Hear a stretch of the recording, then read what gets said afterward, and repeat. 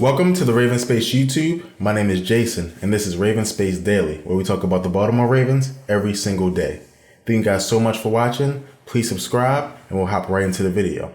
So for the first piece of news for the day, is there's an article on NFL Network which states the draft rumors of 2017.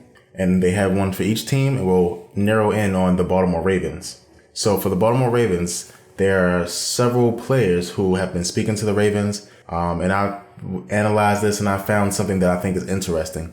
But first, again, I'll put the names on the screen and also I'll read them out loud. You have Caleb Brantley, Florida, defensive tackle, Taco Charlton, DN, Michigan. And there's been a lot of talk about Taco specifically because, again, he has a connection with John Harbaugh's brother. And so they feel like they have the inside track on him. You got Corey Clement, running back, Wisconsin, Josh Jones, safety, NC State, DeMonte Kazi, cornerback, Kevin King, cornerback, Malik McDowell, defensive line, Takaris McKinley, D-end, again, a pass rusher that interests the Ravens. John Ross, receiver, Devion Smith, running back, Jamari Staples, receiver, Jordan Stem, safety, Eddie Vanders, defensive tackle, Mike Williams, receiver, Tim Williams, outside linebacker, and D'Angelo Yancey, receiver. So again, you hear all these names. Two things pop out.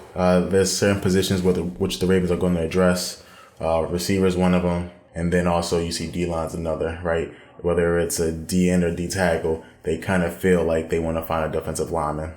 One thing that I think we all should notice here is that the Ravens have not yet met with an offensive tackle. And it's important to notice because it's a weak offensive tackle draft. And the Ravens know that. The NFL knows that. We know that. And this shows that if you haven't even met with an offensive tackle, I don't think you're going to look for that position in the first 3 rounds. I think that offensive tackle would be a place of need. But however, if the Ravens can't find someone, you shouldn't reach.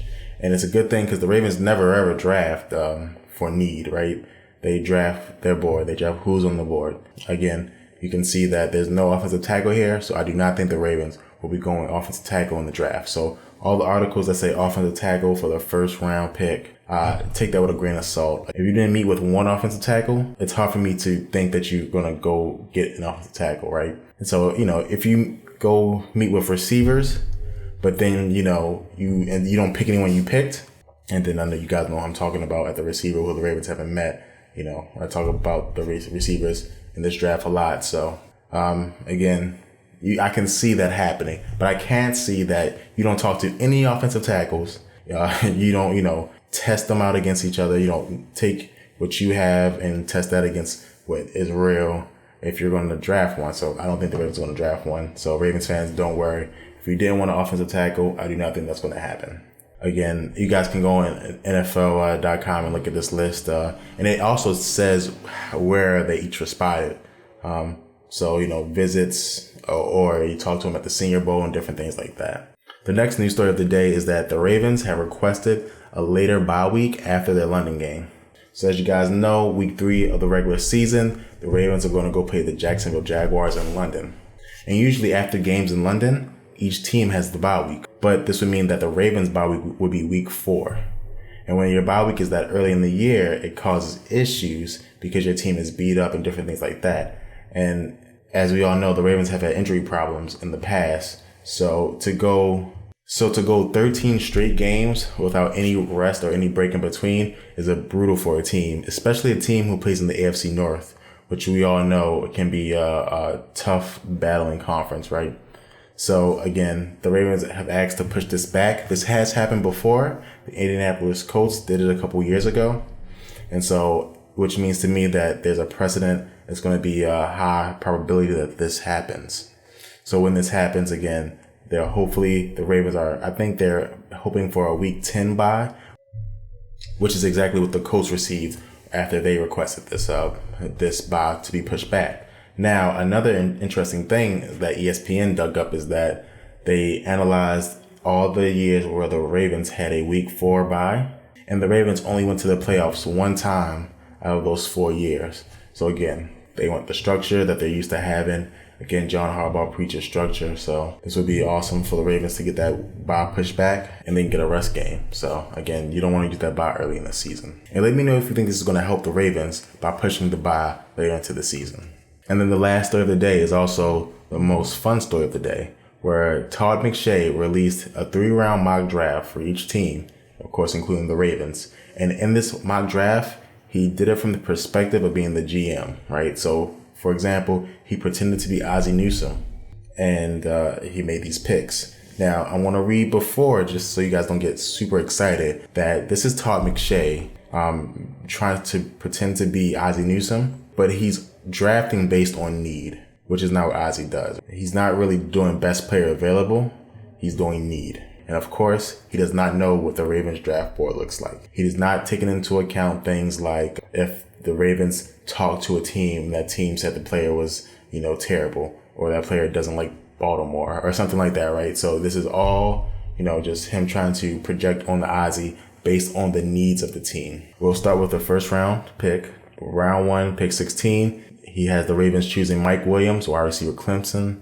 Again, this is good news for the Ravens because what it tells me is that even though Mike Williams might not be there, one of the big 3 receivers will be there. Okay, even 2 of the big 3, because I'm pretty sure that if Mike Williams is on the board, John Ross is on the board. So at our pick 16, Todd McShay believes that at least one of the 3 big receivers will be there, which is, again, a good thing for the Ravens. So the second pick is Chidobe Awuzie, cornerback, Colorado. And so, again, this is a pick that fits the Ravens, the big cornerback who can play with bigger receivers. Awuzie is 6 foot, 202 pounds, and which is he's an underrated cornerback. He's physical. He has to work a little bit on his transition from his coverage to his break. So, for example, his back pedal to his full-out sprint speed when covering a deep route and different things like that, or doing the back pedal to covering a curl route, different things like that. But again, he has the physical tools, and the Ravens would be happy to get him at that spot. And then round 3, you get Ryan Anderson, outside linebacker, Alabama. And so, again, as you guys know, Ozzie is an Alabama alum. He loves players from Alabama. And in this pick, he has him taking the outside linebacker. And what this does is that it solidifies a need. Again, just I want you guys to see that each pick is a specific need for the Ravens, right? How the way Ozzie drafts, for example. So like last year, he took a pass rusher and then he took another pass rusher with Correa and Kafusi. So again, he does have players that he likes, and he does take need into account in the overall grade of the player, but he takes best player available. This specifically takes what do you need at that point and who's on the board. In round 3 also, pick 78, he has us taking Will Holden, offensive tackle, Vanderbilt. It's a perfect draft for the Ravens. So the biggest thing you can take is that Mike Williams at round 1, pick 16 is still on the board.